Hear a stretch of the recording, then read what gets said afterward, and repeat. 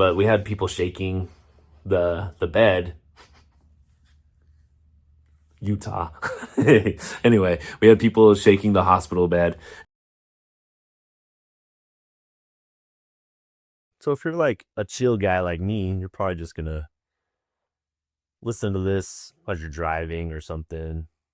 Treat this video as a podcast. So I'm just going to lay back and enjoy myself as I talk about a little more about filming a feature film, filming 67 pages in 5 days. I will beat scheduling to the grave. I will beat that dead horse until it is completely dead all the time. Schedule, schedule, schedule.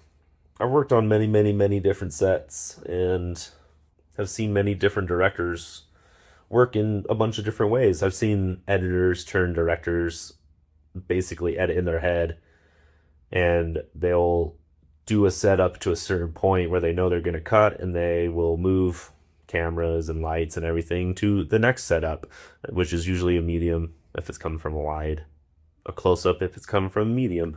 They will basically cut the scene up and just do into a certain point, which a lot of directors kind of do. That's why you'll see like different angles for different actions and stuff. Like, for instance, if you saw the new Superman trailer, how there's like, I don't know, 20 something cuts in the span of 30 seconds, but each cut is like a little comic book frame that, James Gunn had in his head. And he wanted that certain angle and that certain composition and that certain background, all the things. He thought about it. I think a lot of directors have their own style, and there'll be some like Stanley Kubrick or Ari Aster who does 30 to 50 takes, which would not be my style. But if I had like the budget and the time, let's do it, I will love to take 2 or 3 hours per setup. I'm not saying that's how long they take, but 30 takes is kind of a lot. Just saying. I'm no Ari Aster, I'm no Kubrick. I'm my own guy. I'm Tyson.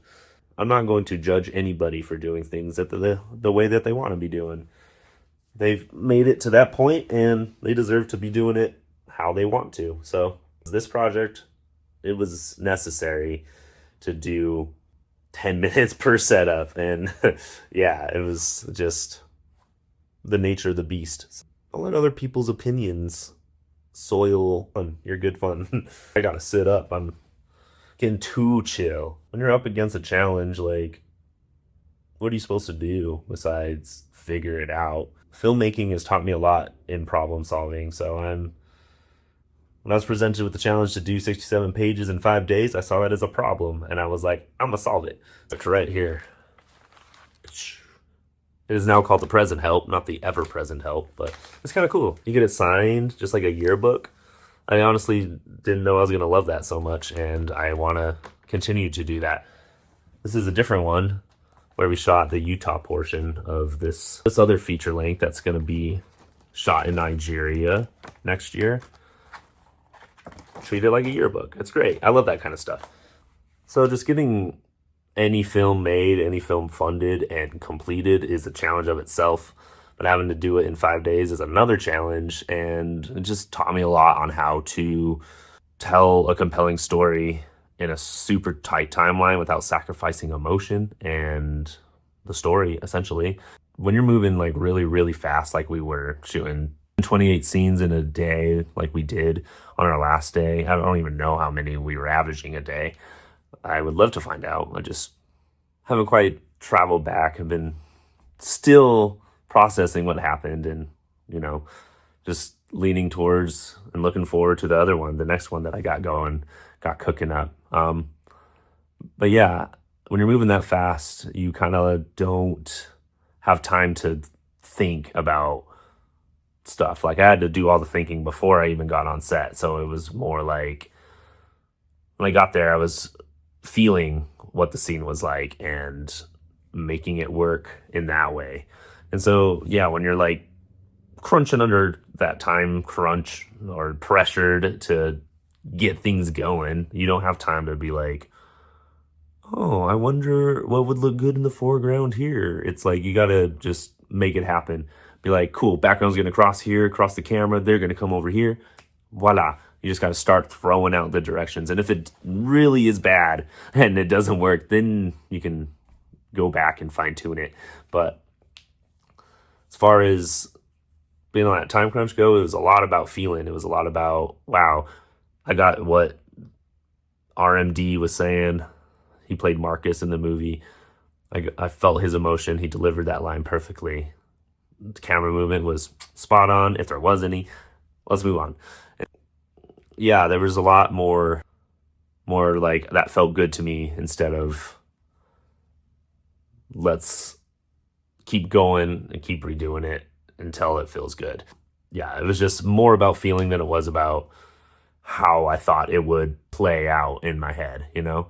It is a little different than, you know, filming a movie like Ari Aster would or Kubrick, just because of that. They had time to do both. They had time to feel it. They had time to think of what to do. They had time to just let that feeling and the emotions hit and settle. I did let some scenes breathe. I had to. There was just, that's like a little pro tip for anybody. And if you're shooting like interviews and stuff, here's a even better pro tip. It will work wonders in narrative and documentary and interviews, brand stories, commercials, even. Like this tip will, it'll help you all just end up getting better stuff. Like from better performances, I should say. Practice will help your cinematography. But so when you are about to film an interview, start recording before the guest or even the host even notices. To start rolling it. Let them get there naturally. They'll be like 20, 30 minutes into like a really good conversation. They'll look over and be like, are we ready to roll? Already been rolling. Got tons of good content on that.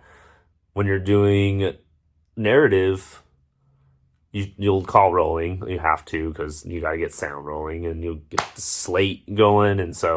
And you want everyone to be quiet. So you want to make sure everyone knows that you're rolling. But like I said in the last video, there is a secret sign that you can do. And to make everyone roll on a rehearsal, you can whip that out.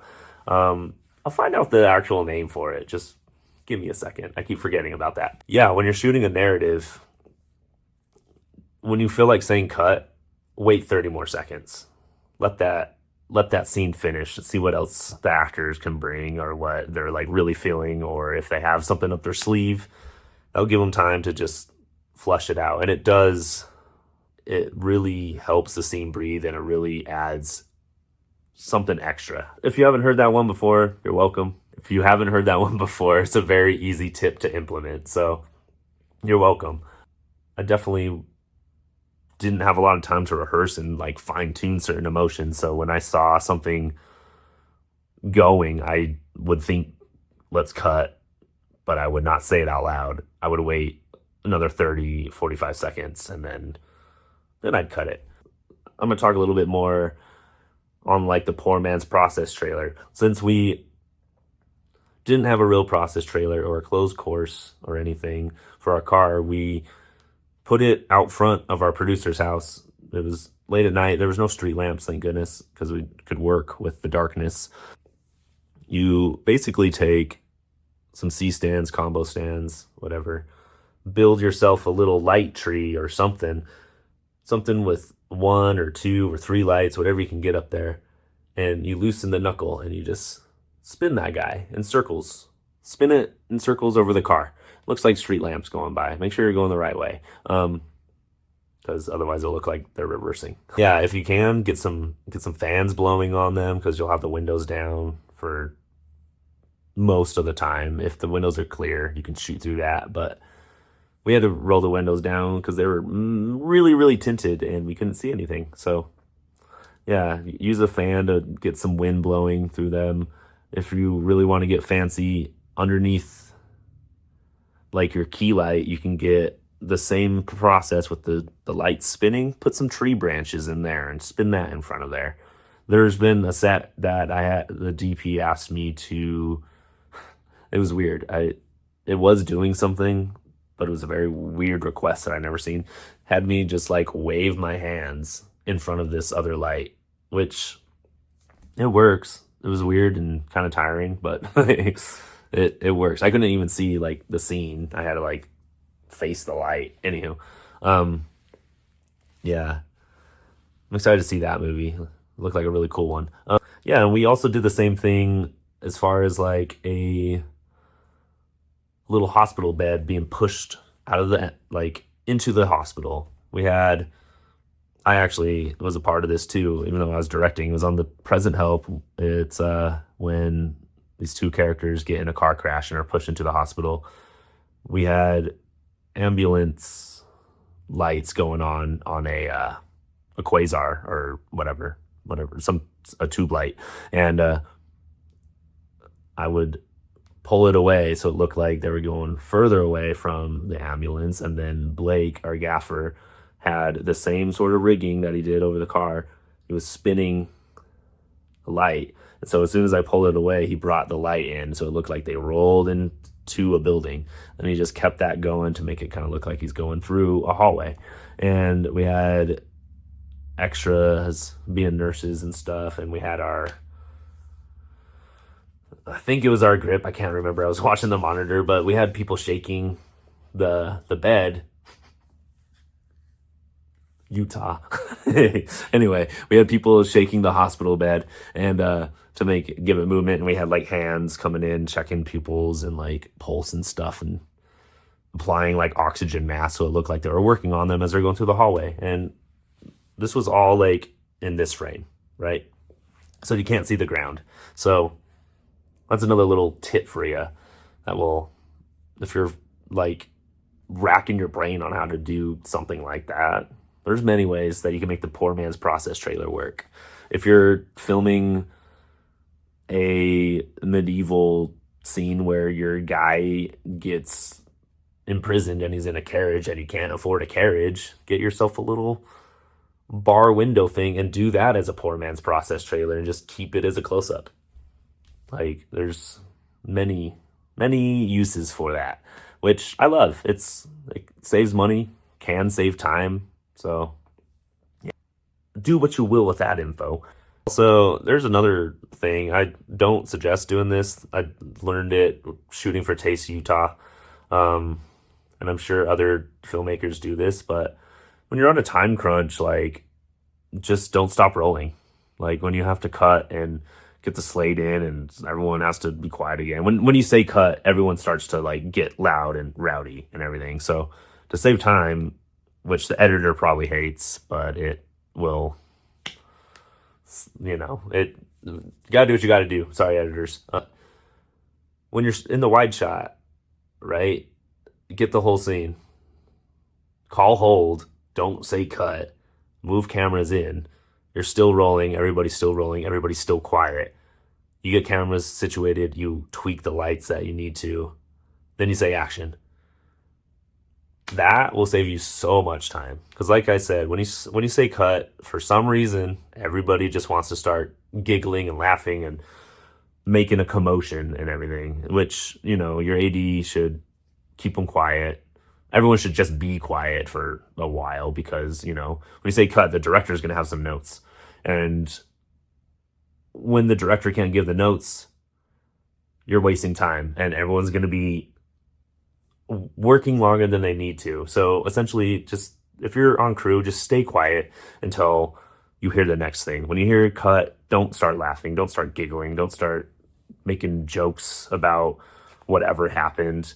Like, obviously, if it's funny, you can laugh. But I'm just saying, like, to help speed things up and help save your AD's sanity, probably your director's sanity and producer's sanity, when you hear the word cut, just stay quiet like you were. It didn't change anything. Just stay quiet like you were. Wait until you hear what's next. If you hear moving on, go ahead. Start making jokes. Start reminiscing about that last scene that happened or whatever. Just please, for the love of everything holy, just keep it quiet once you hear cut. That does not mean to start blabbing. You'll save so much time and you'll probably go home earlier. Like, it's the real realism of it. Another thing, this reminds me, if you're a first AD and you don't realize the importance of getting actors through the lunch line first and thinking it's still a hierarchy thing, nah, that's not it. It's there to save time. Like, most things are pre-planned, and that method is not a Hollywood hierarchy thing. It's literally to save you time, so you can get the actors through lunch. Hair and makeup goes with them, so they can break, or they can come back from lunch at the same time, get the actors through hair and makeup as the rest of the crew is finishing eating on like that last 10 minutes or so. And they'll be pretty close to being done with after lunch touches, to where the crew will come in. Chances are everything's already set. But if not, it'll give them some time to get things set, and actors will be ready. So you can have first shot up after lunch 5 or 10 minutes after you're back instead of 20 or 30.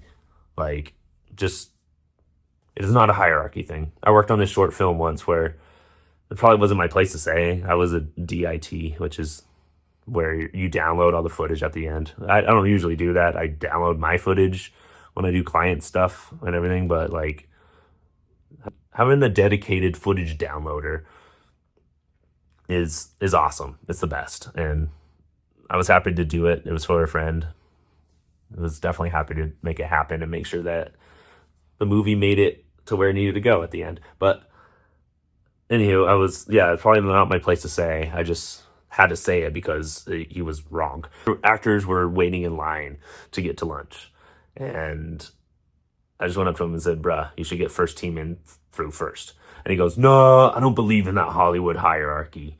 And I was like, bruh, that's not what it is. It's a time thing. Like, it's just silly. Some people have like different thoughts, but that's a message out to everybody that is new or who just thinks that it is a hierarchy thing for some reason. It's to save time. It's there for a reason. It's not a hierarchy thing. There's lots of little rules to save time, all right? They're not there to say who's better than someone else. Like, however, this one thing I don't agree. This is back to lunch. I don't agree with having PAs wait for everyone else to go through.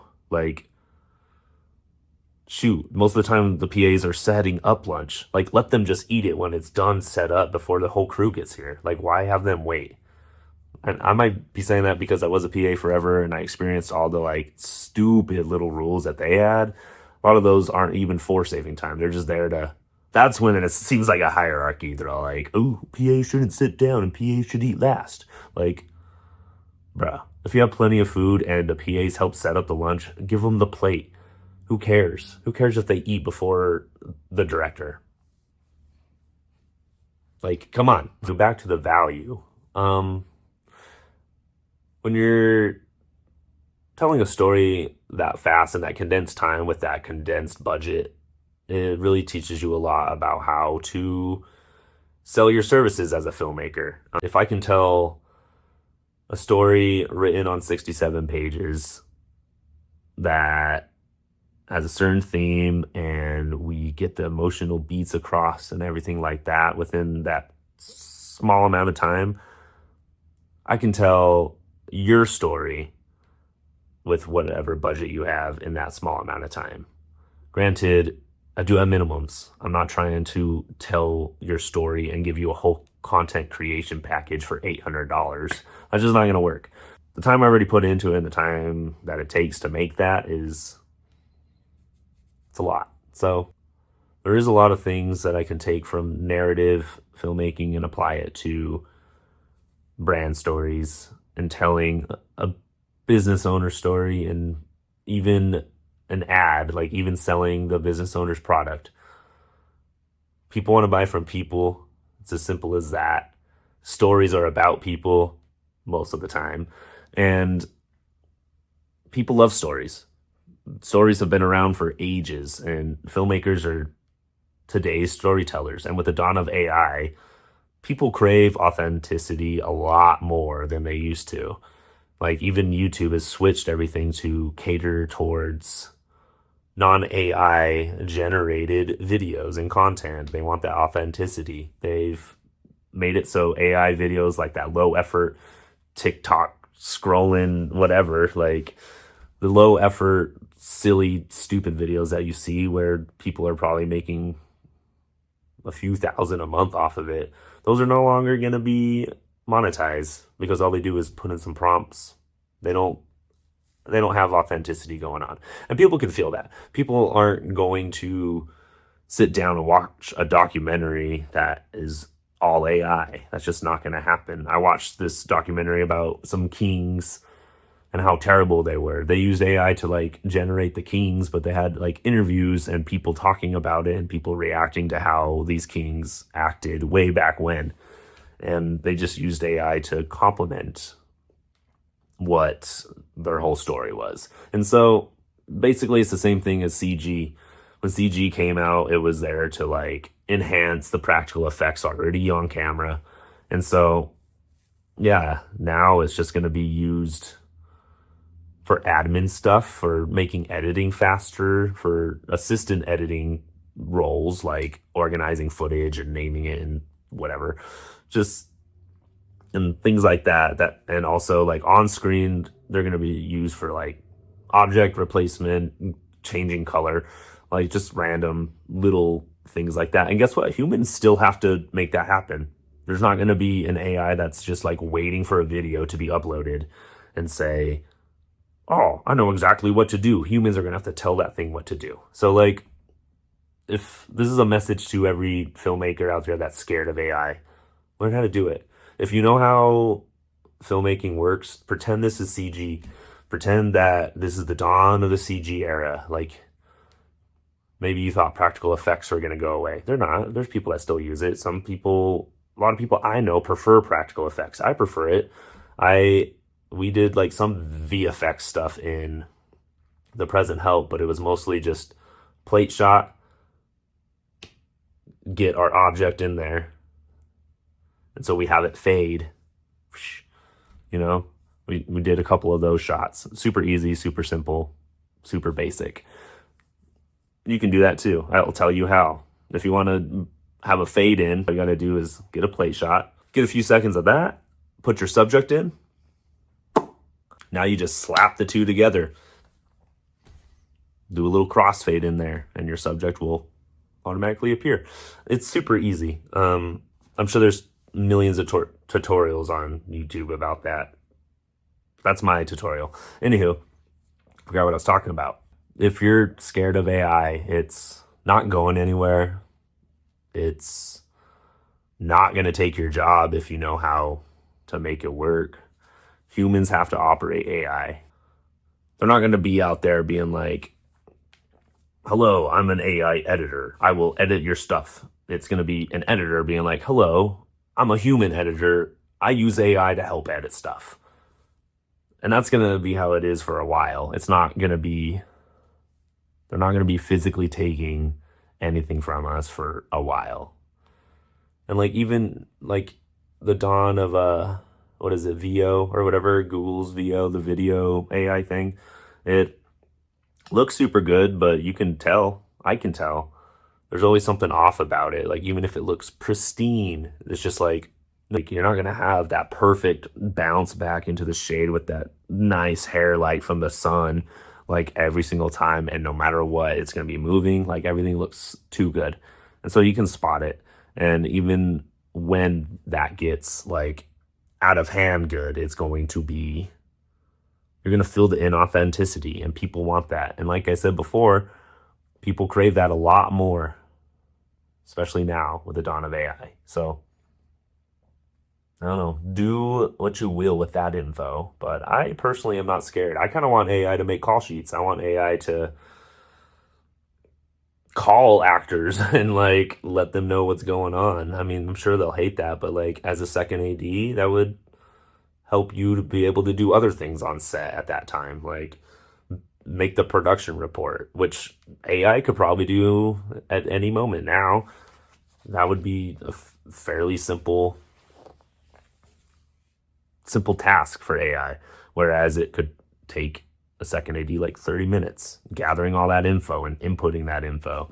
But I don't expect that happening in a while. And if you're building an AI, I would love to talk to you about maybe building some call sheets and like honestly, stop making PAs time clocks. Stop making them the walking time clocks. An AI or an app that helps with that is gonna be great. It'll do awesome. Like PAs shouldn't be just standing there waiting for the department to leave. Like sure that they're representatives of production and they need to report their times back, but like why have them there an hour before everyone else and then staying until those people leave and they still don't go home until everyone else is gone and they've turned in the timesheets and they've turned in whatever else they need to turn in at the end of the night.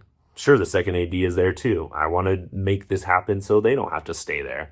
It's just kind of silly, especially when you're shooing way out in the middle of nowhere and people have an hour and 45 minutes to drive home. Like it's unsafe.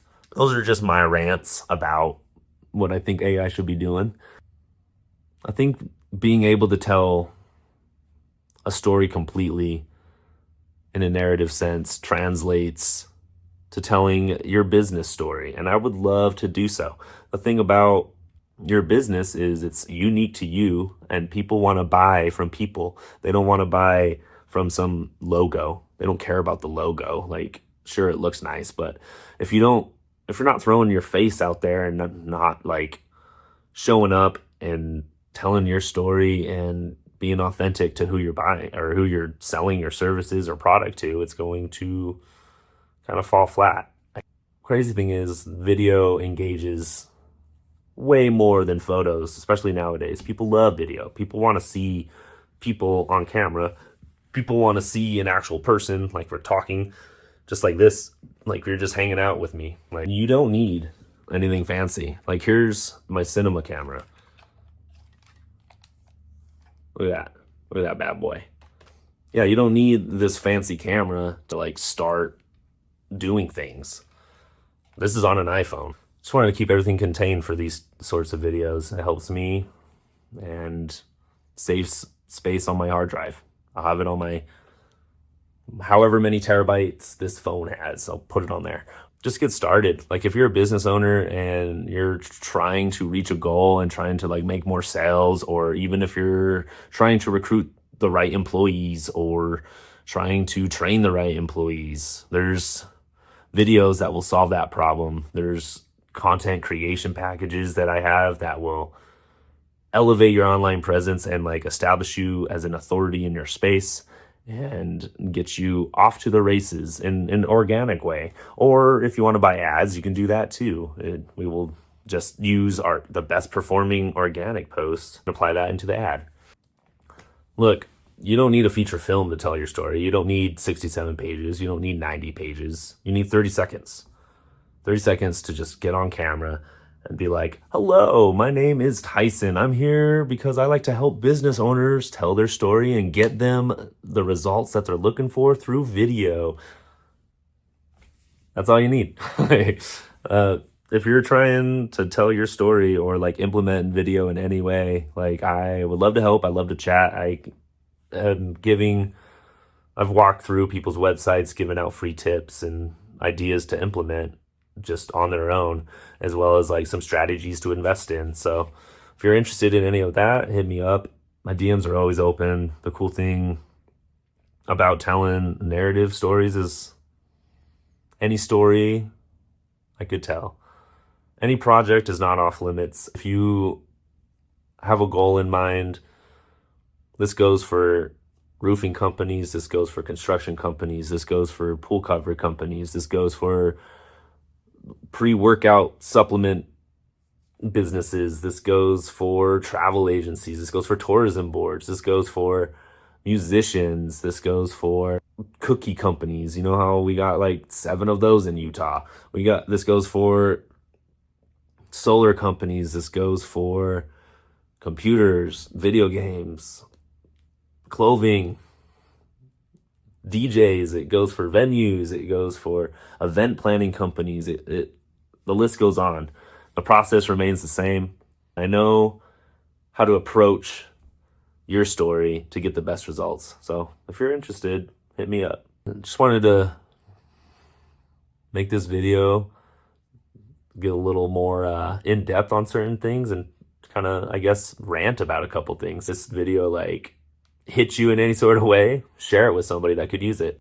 Just keep going out there, keep hustling, and maybe I'll see you on set.